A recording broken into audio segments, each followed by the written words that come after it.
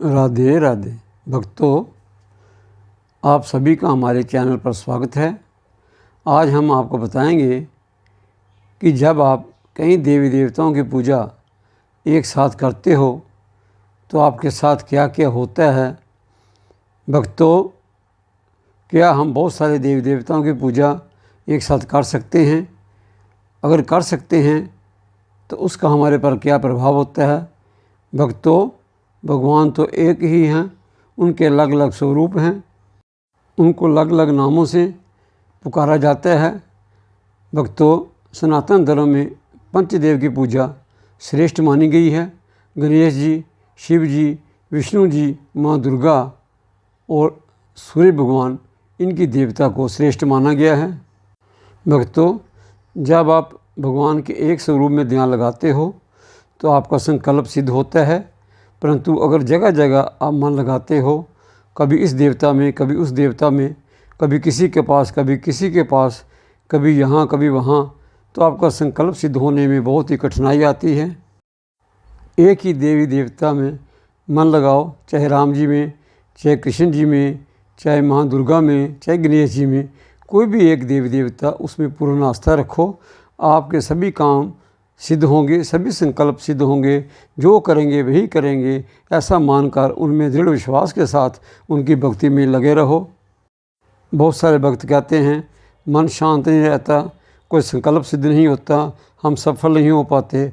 बताओ ये होगा कैसे? तुम्हारे इष्ट 17 हैं, कोई एक हो तो काम ही बने। अगर आपके काम में कोई अड़चन आती है, आपको कोई बहुत कहता है कि उस गुरु के पास जाओ, उसके पास जाओ, तो आप तुरंत उसकी पूजा छोड़कर दूसरे देवी देवता की पूजा करने लग जाते हो, दूसरे गुरु के पास चले जाते हो। चलो यहाँ तक तो ठीक है, इसे हम अज्ञान कह सकते हैं, परंतु आजकल तो हर गांव में आपको बहुत सारे ऐसे गुरु मिलेंगे जिन्होंने अपने आप को भगवान घोषित कर दिया है।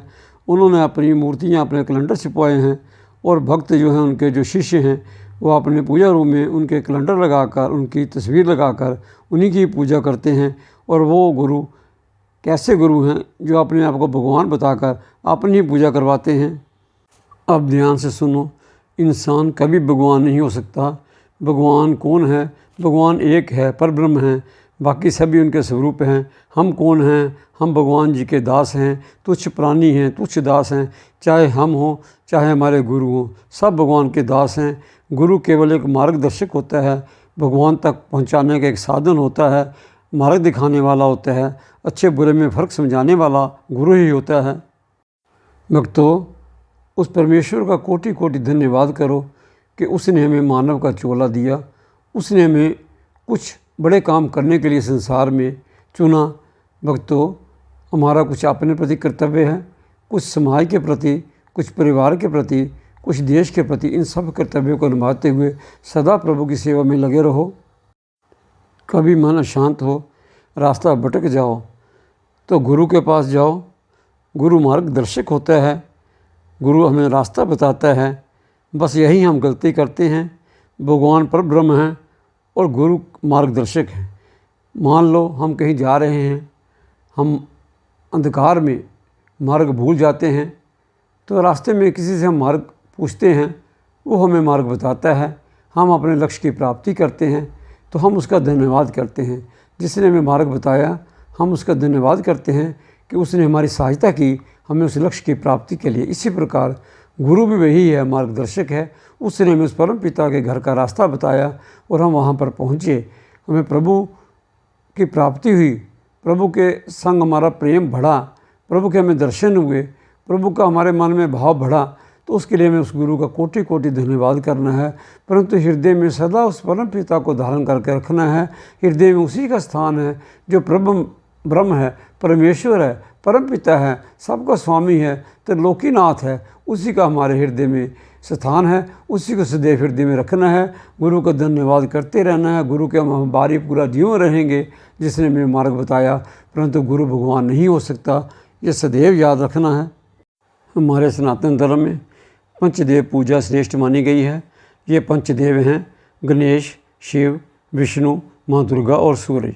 शास्त्रों का मत है कि हर हिंदू के घर में पूजा गृह में इन 5 देवों के विग्रह या प्रतिमा होनी चाहिए। अपने इष्ट के अनुसार बाकी देवों की स्थापना पूजा घर में की जानी चाहिए। इष्ट की पूजा करने से पहले पांचों देवों का ध्यान करना चाहिए। पत्र पुष्प धूप दीप अर्पित करनी चाहिए, निवेद अर्पित करना चाहिए। उसके बाद अपने इष्ट की सेवा करनी चाहिए। भक्तों, इन पांचों में से आप किसी को भी अपना इष्ट मानकर उसे उच्च स्थान दे सकते हैं। इसमें कोई भेद नहीं है कि पांचों ही पूजनीय हैं, आप पांचों की पूजा करनी है, परंतु भक्ति जो है अपने इष्ट की करनी है। भक्ति और पूजा में यही अंतर है कि जिसको अपना इष्ट मानते हैं उसकी हम भक्ति करते हैं। बाकी पूजा तो हम पितरों भी करते हैं, पूजा तो हम इंद्र की भी करते हैं। जैसे हम याग करते हैं, हवन करते हैं, नवग्रह की पूजा करते हैं। पूजा सभी की कर सकते हैं, परंतु जो हृदय में धारण करना है, जो भक्ति करनी है, जो प्रेम का भाव, अत्यधिक प्रेम का भाव है, वो सबसे ऊपर अपने इष्ट का होना चाहिए। इष्ट सदैव एक ही रहना चाहिए पूरा जीवन में। इष्ट को नहीं बदलना है। आदर सम्मान सभी का करना है, पूजा सभी की करनी है, माथा सभी को टेकना है, सभी के प्रति प्रेम का भाव, आदर का भाव रखना है और पूजा इष्ट अपना केवल एक ही रखना है। आज के लिए बस इतना ही। अब हम अपनी वाणी को विराम देते हैं। राधे राधे। भक्तों, अगर आज का ये वीडियो आपको अच्छा लगा तो लाइक करें, शेयर करना न भूलें और अगर चैनल पर पहली बार आएँ तो सब्सक्राइब अवश्य करें। राधे राधे।